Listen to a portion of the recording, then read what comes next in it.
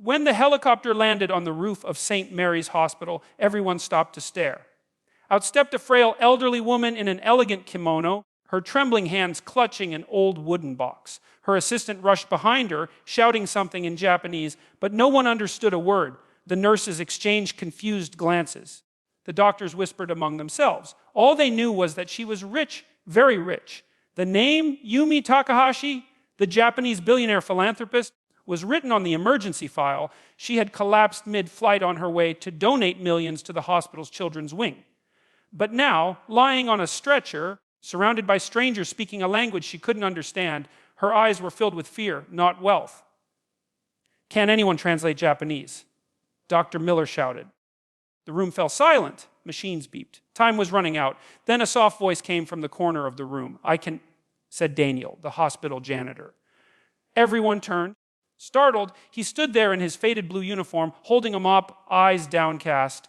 I used to live in Osaka," he added quietly. The doctor waved him over. Daniel rushed to her side, kneeling beside the bed. Gently, he spoke in Japanese. "Deiji budesu watashi wa koko ni amasu." "It's okay, I'm here." Her eyes widened. For the first time since landing, she smiled. Tears streamed down her face. She gripped his hand tightly and began speaking rapidly, words full of panic memories and pain.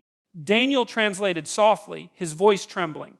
"She says her husband died in the same hospital 20 years ago. She came to honor his memory with this donation.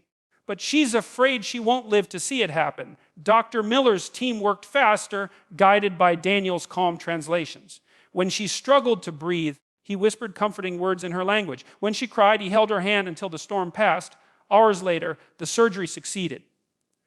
Mrs. Takahashi survived. When she woke up, Daniel was still sitting by her side, asleep in the chair, his mop leaning against the wall. Days later, before leaving, she called for him. The staff expected her to hand him money or a check. Instead, she bowed deeply, something billionaires rarely did. "You spoke to me when no one else could," she said softly, not just with words, but with heart. 2 months later, a letter arrived addressed to Daniel. Inside was a handwritten note in Japanese and English. "Because of your kindness, the new children's wing will bear your name, the Daniel Hart Center." When the grand opening came, Daniel stood quietly in the back, tears in his eyes, watching children run through the halls he once mopped. The billionaire smiled at him across the crowd. No translator was needed anymore. Moral: sometimes the most powerful language in the world isn't spoken, it's kindness.